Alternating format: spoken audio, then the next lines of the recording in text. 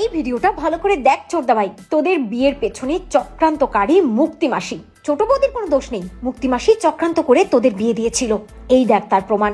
অবশেষে রশ্মিকার দেওয়া প্রমাণ দেখে চমকে গেল বিহান, জানতে পারলো আসল সত্যি। কম্পাস ধারাবাহিকে দেখা যায় ওই লোকজনগুলোকে শান্ত করার জন্য মুক্তি মোটা অঙ্কের টাকা তাদেরকে দিয়ে দেয় এবং এখান থেকে যত দ্রুত সম্ভব চলে যাওয়ার কথা বলে।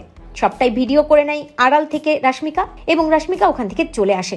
মুক্তি এবং সেনাপতি টেরও পায় না যে তাদের খেলা তো এবার শেষ হয়ে যাবে। সেনাপতি মুক্তিকে বলে, মা তোমার প্ল্যানের জবাব নেই, এমন ভাবে কম্পাসকে এই চৌধুরী বাড়িতে ঢুকিয়েছিলে কেউ তো সেটা বুঝতেই পারেনি, এরপরে আবার কম্পাসকে এটার দায়ে ফাঁসিয়ে দিয়েছো তুমি। মুক্তি সেনাপতিকে বলে, সেনাপতি এটুকু যদি না করতে পারি তাহলে চৌধুরী বাড়িতে টিকবো কি করে, কম্পাসকে বেরই বা করবো কি করে। বোকা বিহান এখনো ভেবেই চলেছে যে কম্পাস হয়তো ইচ্ছা করে প্রতিশোধ নেওয়ার জন্যই তাকে বিয়ে করেছিল, সবটাই কম্পাস করেছে। কিন্তু আসল সত্যি তো বিহান জানেই না।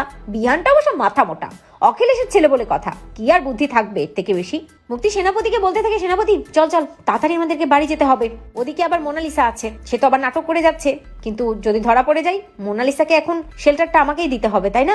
এই বলেই মুক্তি এবং সেনাপতি ডেরা থেকে বেরিয়ে পড়ে। অন্যদিকে দেখা যায় রশ্মিকা কম্পাসকে ফোন করে বলে, ছোট বৌদি প্রমাণ পেয়ে গেছি, তুমি কোথায় আছো? ছোটদা ভাই কোথায় আছে? আমি আসছি। কম্পাস রশ্মিকাকে বলে, রশ্মিকা আমার সামনে তো ডিকে দাঁড়িয়ে আছে, আমি তোমাকে পরে ফোন দিচ্ছি। অন্যদিকে ডিকে কম্পাসকে বলে যে এই রিসার্চে অংশ নেওয়ার কথা। কম্পাস ডিকে কে বলে যে স্যার আমি ভেবেচিন্তে সিদ্ধান্ত জানাবো রিসার্চে অংশ নেব কি নেব না, তবে আমার কলেজের সম্মান আমার কাছে আগে, আমি চেষ্টা করব কলেজের সুবিধার্থে ভালো কিছু করার। টেকনিক্যালি উত্তর দিয়ে কম্পাস ওখান থেকে ডিকে কে বিদায় করে দেয়। ডিকে আর কম্পাসকে বিশেষ কিছুই বলতে পারে না। অন্যদিকে বিহান ভাবতে থাকে কম্পাস কি চাল দিচ্ছে, কি করতে চাইছে।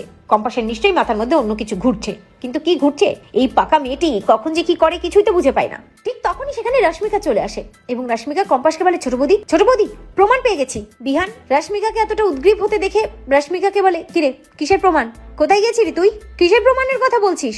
সারাক্ষণ খালি প্রমাণ, এটা ওটা সেটা এগুলো নিয়ে আছিস তোরা, তাই না? পড়াশোনার তো কোনো তোড়জোড়ই নেই তোর মধ্যে, রেজাল্টটা তো এবার খারাপ হবে। চৌধুরী বাড়ির ছেলে মেয়েরা কখনো রেজাল্ট খারাপ করে না, কিন্তু তোর এই ছোট বৌদির পাল্লায় পড়ে তোর যে 12টা বেজে যাবে তা আমি বুঝতেই পারছি। রশ্মিকা বিহানকে বলে, ছোটদা ভাই আমার 12টা বাজার আগে তুই আগে সত্যিটা দেখ, তোর সত্যিটা জানা দরকার। কোন সত্যি, কিসের সত্যির কথা বলছে বিহান জানতে চাই। রশ্মিকা ওই ভিডিওটা বিহান এবং কম্পাস দুজনকে দেখিয়ে বলে, ভালো করে দেখ ছোটদা ভাই, ভালো করে দেখ, এই ভিডিওটা দেখলেই তুই বুঝতে পারবি যে ছোট বৌদি প্রতিশোধ নেওয়ার জন্য তোকে বিয়ে করেনি, ছোট বৌদির এতে কোনো হাত ছিল না। ভিডিওটা দেখার পর বিহানের মাথায় আকাশ ভেঙে পড়ে। বিহান পুরোটা ভিডিও দেখে মনে মনে ভাবে, তার মানে আমাদের বিয়েটা মুক্তিবাসীর চক্রান্ত।